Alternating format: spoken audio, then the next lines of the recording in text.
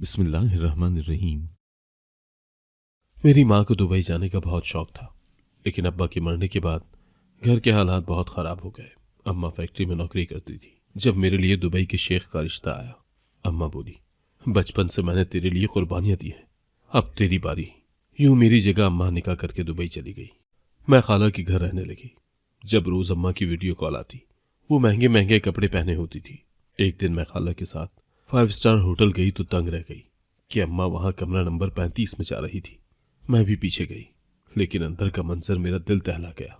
अम्मा तो कभी दुबई गई ही नहीं, बल्कि वो तो यहाँ हर रोज। हर इंसान की कुछ ऐसी ख्वाहिशात होती हैं जो अधूरी ही रह जाती है। कुछ लोग तो वक्त के साथ साथ अपनी पुरानी ख्वाहिशों को भूल जाते हैं, मगर कुछ ऐसे सरफरे लोग भी होते हैं जो उम्र भर उन ख्वाहिशात का बोझ उठाकर फिरते हैं। मेरी अम्मी भी ऐसे ही लोगों में से थी। वो बला की हसीन औरत थी। अब जब मैं भी जवान हो चुकी थी, तब भी मेरी अम्मी के चेहरे पर एक भी झुर्री नहीं पड़ी थी। ऐसा ही लगता था जैसे वो मेरी बड़ी बहन हो। वो जिंदा दिल खातून थी, अपना बहुत ज्यादा ख्याल रखा करती थी।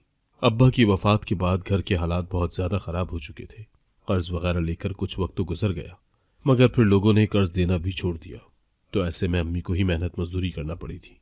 अब्बू ने मुझे और अम्मी को अपने घर में शहजादियों की तरह रखा हुआ था। हमें किसी चीज की कमी कभी नहीं होने दी थी।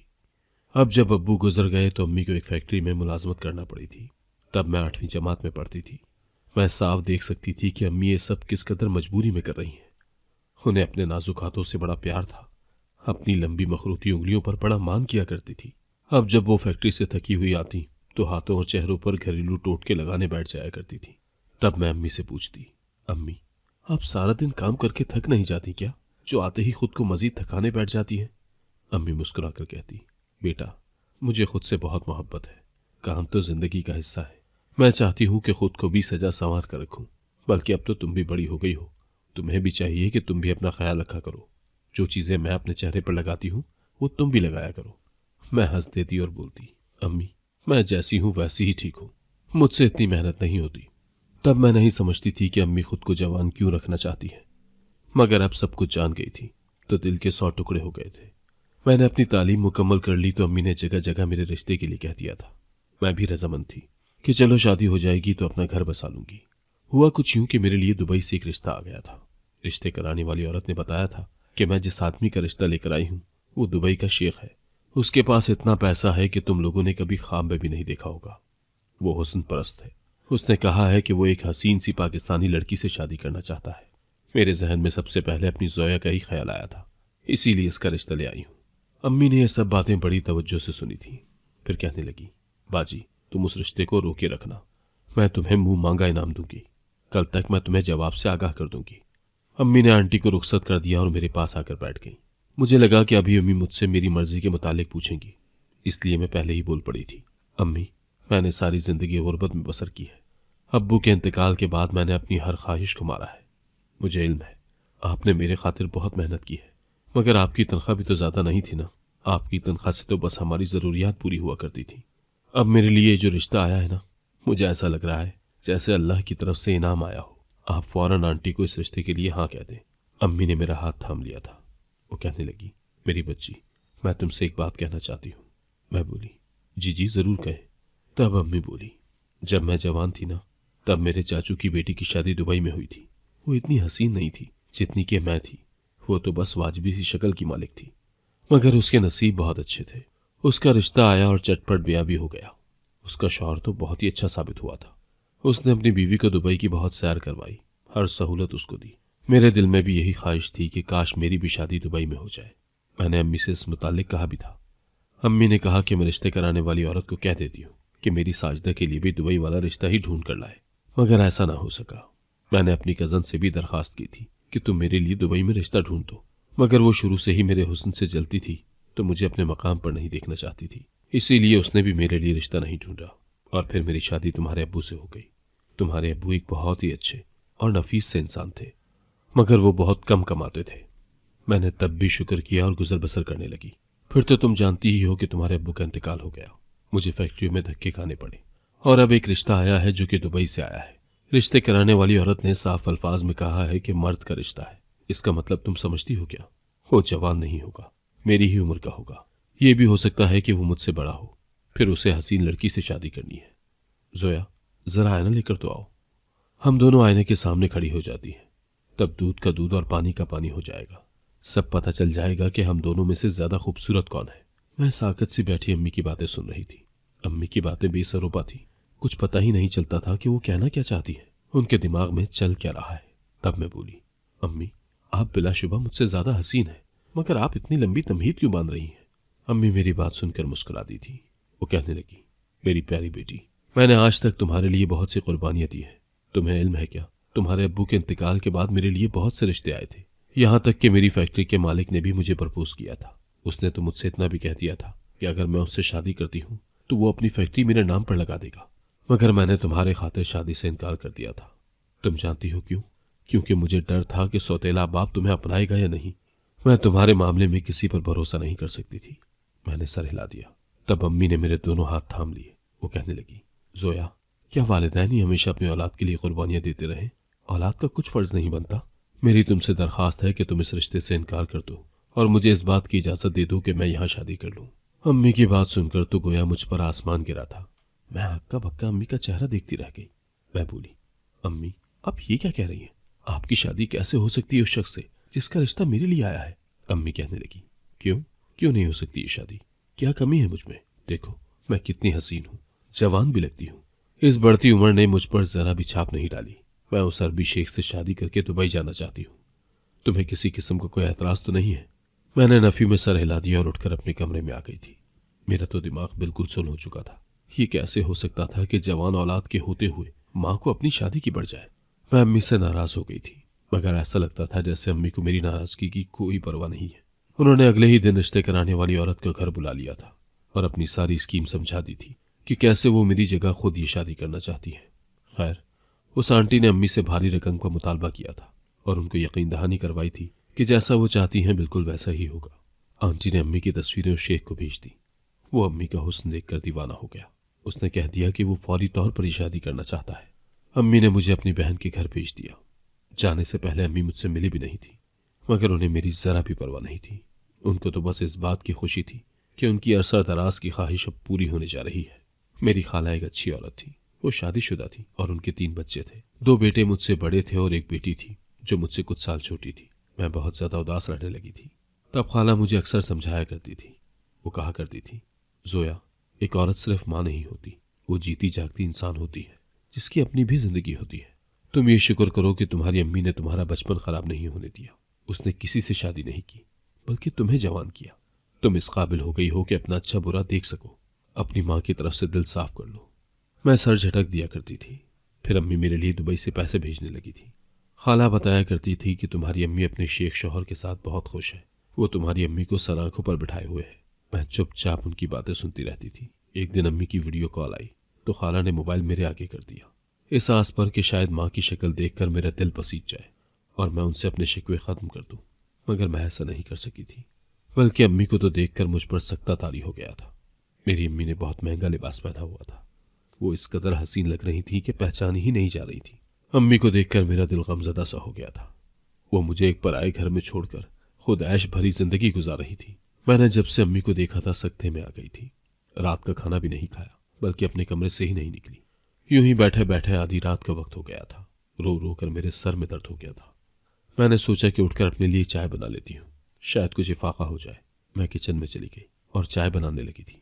थोड़ी ही देर गुजरी थी कि मुझे किसी के कदमों की आहट सुनाई दी थी। मैं बहुत ज्यादा खौफजदा हो गई कि इस वक्त किचन में कौन आया होगा। यह पराया घर था। यहाँ मैं सांस भी बड़ी सोच समझ कर लिया करती थी। मैंने सर उठाकर देखा तो सामने ही मेरी खाला का बेटा खड़ा था। उसका नाम नदीम था।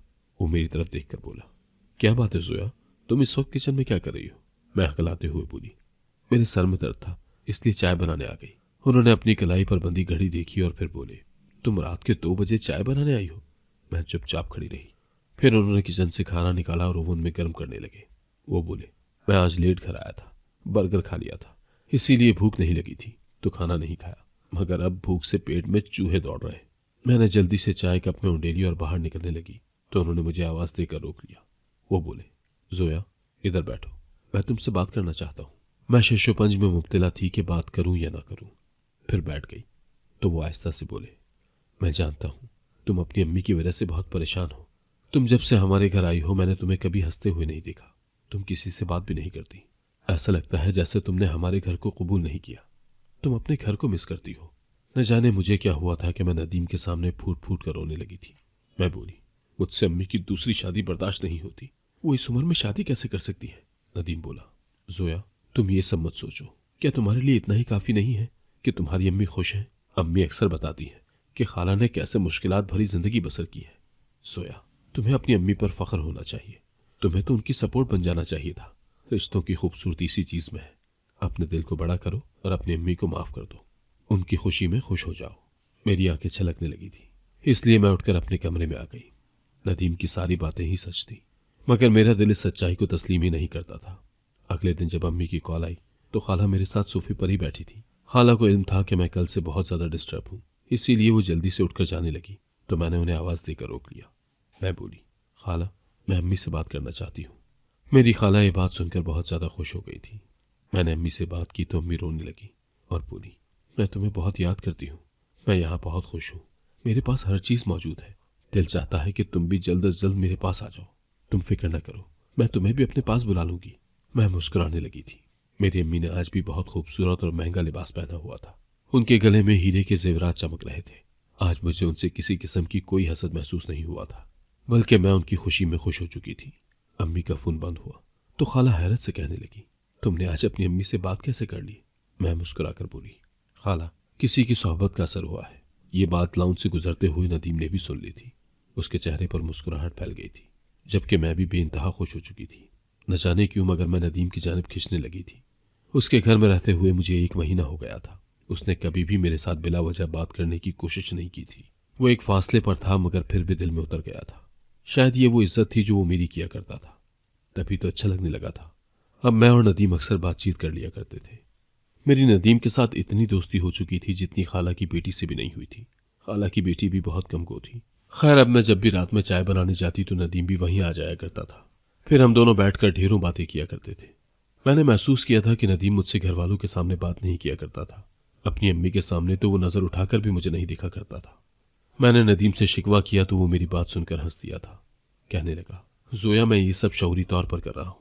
तुम तो जानती हो ना कि अम्मियाँ कैसी होती हैं। अगर उन्होंने हम दोनों को बात करते हुए देख लिया तो जानती हो वो सबसे पहले क्या करेंगी? वो तुम्हें मेरे नाम की अंगूठी पहना देंगी।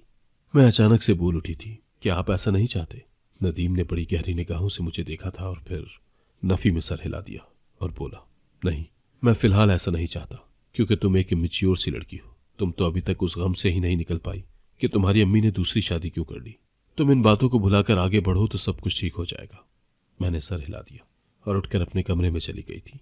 मैं चाहती थी कि नदीम मुझे हासिल हो जाए, मगर ऐसा लगता था कि शायद उसके दिल में मेरे लिए ऐसी कोई ख्वाहिश नहीं है। अब मैंने भी हालात से समझौता कर लिया था। अम्मी की पोजीशन भी समझ गई थी, इसलिए उनकी जानिब से भी अपना दिल साफ कर लिया था। अब मैं हर रोज अम्मी के साथ वीडियो कॉल पर बात कर लिया करती थी। उनके ठाट बाट देखकर तो ऐसा लगता था कि वो किसी सल्तनत की शहजादी हैं। अम्मी मेरे लिए भी बहुत ज्यादा पैसे भेजती थी। एक दिन खाला कहने लगी, तुम जब से आई हो तुमने अपने लिए कोई खरीदारी नहीं की। मौसम बदल रहा है, तुम मेरे साथ चलकर अपने लिए कपड़े ले लो। वैसे भी नए कपड़ों में इंसान की शख्सियत निखर कर सामने आ जाती है। मैं समझ गई थी कि खाला ये सब क्यों कह रही है। वो भी मुझे दिल से नदीम के लिए पसंद किए हुए बैठी थी। मैंने हामी भर ली और खाला के साथ शॉपिंग करने चली गई। खाला ने मुझे बहुत प्यारे प्यारे से कपड़े दिलवाए थे। ऐसी जगह आकर शॉपिंग करने का ख्वाब शायद हमेशा ख्वाब ही रह जाता अगर अम्मी दूसरी शादी न करती। शॉपिंग करने के बाद भूख लगने लगी थी। खाला कहने लगी, जोया आज मैं तुम्हें 5 स्टार होटल लेकर चलती हूँ। हम वहां जाकर खाना खाएंगे। मुझे भला क्या एतराज हो सकता था, इसलिए खुशी खुशी खाला के साथ चल पड़ी थी। हमने खूब मजे से खाना खाया था। मैं बोली, खाला अब कॉफी पीकर ही जाएंगे। खाला ने ऑर्डर कर दिया था। हम दोनों बैठी अभी बातें ही कर रही थी जब अचानक से मेरी खाला बोली, चलो उठो घर चले, मेरा दिल घबराने लगा है। मैं हक्का बक्का बैठी खाला का चेहरा देख रही थी। मैं बोली, क्यों क्या हुआ है? खाला के चेहरे से परेशानी झलक रही थी। ऐसा लग रहा था जैसे उन्होंने कोई भूत देख लिया हो। खाला की तबीयत बहुत ज्यादा बिगड़ गई तो मैं जल्दी से उठ गई थी। मैं बोली, चले आ जाए खाला, हम चलते हैं। हम दोनों बाहर की जानिब निकल रही थी जब मुझे एहसास हुआ कि जैसे कोई जाना पहचाना सा इंसान मेरे पास से गुजरा है। मैं जल्दी से मुड़ी थी। ऐसा लग रहा था जैसे मैं पत्थर की बन गई हूँ, क्योंकि मुझे मेरी अम्मी नजर आ गई थी। वो मेरी अम्मी ही थी। मैं उन्हें लाखों के हुजूम में भी पहचान सकती थी। अम्मी ने मुझे नहीं देखा था। मैं उनकी जानिब लपकी थी। खाला ने मुझे पुकारा था, मगर मैं कुछ भी सोचने और समझने से कासिर हो चुकी थी। मैं तकरीबन भागती हुई अपनी अम्मी के पीछे जा रही थी। मेरी अम्मी कमरा नंबर 35 में दाखिल हो गई। मैं भी भागती हुई उनके पीछे गई थी, मगर तब तक वो अपना कमरा लॉक कर चुकी थी। मैं पागलों की तरह दरवाज़ा पीट रही थी जब एक शख्स मेरी जानिब बढ़ा। वो कहने लगा, मैडम, आप जिस खातून के साथ आई हैं वो बेहोश होकर गिर पड़ी है। यह खबर सुनकर तो मेरी जान ही निकल गई थी। मैं भागती हुई खाला के पास पहुंची। वो खुद से बेगाना ज़मीन पर गिरी पड़ी थी। मैं बहुत ज़्यादा खौफजदा हो गई थी। लोगों को मदद के लिए पुकारा था। न जाने कौन कौन मदद के लिए आगे बढ़ा था। हमने खाला को गाड़ी में डाला और अस्पताल पहुंच गए। डॉक्टर ने चेकअप किया तो कहने लगा, मरीज़ा के मर्ज की तशखीस नहीं हो पा रही। इनका ब्लड प्रेशर वगैरह तो बिल्कुल नॉर्मल है, फिर इनका बेहोश हो जाना समझ से बाहर है। अब खाला को होश आ चुका था। डॉक्टर ने कुछ टेस्ट लिख कर दिए थे जो हमने करवा लिए। रिजल्ट कुछ दिनों बाद आना था। मैं घर पहुंच गई थी। खाला मुझसे नजरें चुरा रही थी, जबकि मैं तो अभी तक सख्ती किसी हालत में थी। फिर मैंने खाला का हाथ थाम लिया और बोली, तो खाला, आपने भी होटल में वही देखा था जो मैंने देखा था? खाला चुपचाप लेटी हुई थी। मैं रोने लगी और बोली, खाला, अम्मी होटल में क्या कर रही थी? क्या वो कभी दुबई गई ही नहीं थी? इतना बड़ा धोखा। खाला, अगर अम्मी दुबई नहीं गई तो फिर हर माह मेरे लिए इतने ज्यादा पैसे कैसे भेज दिया करती थी? और फिर उनकी वो शान शौकत। मुझे इल्म है कि दाल में जरूर कुछ काला है। मैं इस मामले की तह तक जरूर जाऊंगी। खाला बोली, जोया, तुम ये क्या कह रही हो? मैंने तो तुम्हारी अम्मी को कहीं भी नहीं देखा। वो सच में दुबई गई है। उसकी शेख के साथ शादी हुई है। तुम्हें मेरी कसम है, इस मामले को यहीं पर छोड़ दो। और हाँ, तुम कभी भी उस होटल में दोबारा नहीं जाओगी, नहीं तो मेरा मरहम देखोगी। मैं खाला की बात सुनकर अफसुर्दा हो गई थी और बोली, खुदारा खाला, मेरे साथ इतना बड़ा जुल्म मत करे, मुझे सच जानने दे। खाला सख्ती से बोली, सोया, सच वही है जो तुम्हारी माँ ने हमें बताया है। हमें इस मामले की तहकीक नहीं करनी। चलो उठो, जाओ अपने कमरे में, मेरी तबीयत ठीक नहीं है। मैं चुपचाप उठकर अपने कमरे में आ गई थी, जबकि मेरा जहन होटल के कमरा नंबर 35 में अटका हुआ था। ये सब क्या हो रहा था, मेरी समझ से बाहर था। मगर इस वाक़े ने मेरे जहन पर इतना गहरा असर किया था कि मेरा दिल हर शय से उचाट हो गया था। मुझे कुछ भी अच्छा नहीं लग रहा था। यहाँ तक कि मैं नदीम को भी भूल बैठी थी। बड़े दिन हो गए थे उससे भी बातचीत नहीं की थी। जब एक शाम वो मेरे कमरे में आया, कहने लगा, जोया, हम दोनों एक ही घर में रह रहे हैं, मगर तुमने खुद को कमरे में इस तरह बंद कर दिया है कि जैसे तुम 7 समंदर पार बैठी हो। मैं तो तुम्हारी शक्ल देखने को भी तरस गया हूँ। मैं बोली, नदीम, आपको मेरी परवाह क्या है? वो कहने लगा, परवाह है तभी तो कह रहा हूं ना। मैंने तुम्हें कुछ दिन का स्पेस दिया था, इसलिए कि शायद तुम कुछ दिनों तक ठीक हो जाओ, मगर तुमने तो बाहर आना जाना ही छोड़ दिया। मैं बोली, नदीम, मेरा किसी से मिलने को दिल नहीं करता, मैं बहुत परेशान हूँ। वो कहने लगा, क्या परेशानी है? मैंने नफी में सर हिला दिया था और बोली, नहीं बता सकती। नदीम कहने लगा, तुम घर में किसी से जिक्र मत करना। आज हम दोनों बाहर खाना खाने जाएंगे। मुझे तुमसे एक बहुत ज़रूरी बात करनी है। एक सवाल है मेरे दिल में जिसका जवाब चाहिए तुमसे। बोलो, चलोगी ना मेरे साथ? नदीम की बात सुनकर मेरे दिल में खुशी से लड्डू फूटने लगे थे। ऐसा लगा था कि शायद नदीम आज मुझे प्रपोज कर देगा। मैं बोली, हाँ, चलूंगी आपके साथ। नदीम कहने लगा, ठीक है, मगर किसी को भी इल्म नहीं होना चाहिए कि तुम मेरे साथ जा रही हो। मैं हैरान हुई और बोली, आप इस कदर राज़दारी क्यों बरत रहे हैं? वो कहने लगा, जब तक मुझे तुम्हारे जवाब का इल्म नहीं हो जाएगा तब तक मैं किसी से बात नहीं करना चाहता। मैं मान गई थी। रात के 11 बजे सब घर वाले खाना वगैरह खाकर अपने कमरों में चले गए थे, जबकि मैं तैयार होकर बैठी थी। नदीम आया और बोला, चलो आओ मेरे साथ। मैं नदीम के साथ चल पड़ी थी। गाड़ी अपने सफ़र पर रवां तवां थी। नदीम कहने लगा, सोया, तुम एक अच्छी लड़की लगती हो, मगर लगने से क्या होता है? अच्छी तो खाला भी लगा करती थी, मगर देखो ना, उन्होंने पैसे के खातिर क्या किया। मुझे लगता है कि वक्त आने पर तुम भी वही करोगी जो तुम्हारी अम्मी ने किया है। कल मुझसे मेरी अम्मी ने कहा कि वो चाहती है कि मेरी शादी तुमसे हो जाए। ये खबर सुनकर मैं तो दंग रह गया था। अब तुम खुद ही बताओ, क्या हम दोनों की शादी हो सकती है? मुझे समझ नहीं आ रहा था कि नदीम मुझे किस अंदाज में प्रपोज कर रहा है। खैर, वो मुझे उसी 5 स्टार होटल में ले गया था जहां खाला के साथ गई थी। नदीम कहने लगा, तुम 1 मिनट के लिए मेरे साथ कमरे में चलो। मैंने नफी में सर हिला दिया और बोली, आप मेरे गैर महरम हो, मैं नहीं जा सकती आपके साथ। वो हंस दिया और बोला, कज़न हूं तुम्हारा, कोई खैर तो नहीं हो ना? मेरे साथ चलो, तुम्हें एक चीज़ दिखानी है। उसने जब कमरा नंबर 35 का नाम लिया तो मैं जल्दी से उसके साथ चल पड़ी थी। कमरे में जाते ही मेरा दम घुटने लगा था, क्योंकि वहां कुछ ऐसी औरतें बैठी थी जिनकी शानो शौकत देखने वाली थी, और कुछ मर्द थे जिनकी आंखों में हवस नाच रही थी। नदीम कहने लगा, ये लो अपना सामान और मुझे मेरा सामान दे दो। मैं हक्का बक्का सी खड़ी हुई थी, और फिर देखते ही देखते नदीम मुझे 20 लाख के एवज फरोख्त करके चला गया था। मैं चीखती ही रह गई थी। तब वो बोला, तुम जिस माँ की बेटी हो उसके लिए खरीदो फरोख्त मुश्किल तो नहीं। इतना कहकर वो चला गया, जबकि मैं रोती रह गई। थोड़ी देर बाद कमरे का दरवाज़ा खुला था। एक नई औरत दाखिल हुई थी। वो औरत कहने लगी, ये नया माल आ गया है, चेक कर लें ज़रा। तब मैंने सर उठाकर देखा तो जान निकल गई थी, क्योंकि वो औरत कोई और नहीं, मेरी अम्मी थी। वो मुझे देखकर दंग रह गई थी। कहने लगी, तुम यहाँ क्या कर रही हो सोया? मैं रोते हुए बोली, अम्मी मुझे खाला का बेटा ये कहकर फरोख्त कर गया है कि तुम्हारी माँ भी तो ऐसी ही औरत है। मेरी अम्मी की आंखें छलक पड़ी थी। उन्होंने मेरा हाथ पकड़ा और मुझे अपने साथ बाहर ले गई थी। वो मुझे ट्रेन में बिठाकर अपने साथ न जाने कहाँ ले जा रही थी। तब अम्मी ने कहा, सोया, आज तुम्हारे साथ जो कुछ हुआ उससे मेरी आंखें खुल गई हैं। मैंने पैसे की खातिर ये राह इख्तियार की थी। दुबई के शेख का रिश्ता कभी आया ही नहीं था। दरअसल मैं तो ये धंधा करना चाहती थी, इसलिए शादी का झूठ बोलकर यहाँ आ गई। यहाँ पैसा तो था मगर इज्जत नहीं थी। मुझे लगा था कि तुम महफूज हाथों में हो, मगर ये मेरी खाम ख्याली थी। माँ का किरदार बेटियों के सामने आ ही जाता है। मैंने आज तौबा कर ली है, मुझे माफ़ कर दो। हम एक नए शहर जा रहे हैं, नई जिंदगी का आगाज़ करेंगे। मुझे उम्मीद है कि अब सब कुछ ठीक हो जाएगा। अम्मी की बातें सुनकर मैंने दिल से दुआ की थी कि नए शहर जाकर हमारी जिंदगी बदल जाए। अगर आपको आज की कहानी पसंद आई है तो वीडियो को जरूर लाइक कीजिएगा और अपने दोस्तों के साथ भी शेयर कीजिएगा। और हाँ, अगर आपने अभी तक हमारा चैनल सब्सक्राइब नहीं किया तो जरूर सब्सक्राइब करें। मिलते हैं कल एक नई और दिलचस्प कहानी के साथ। अल्लाह हाफिज।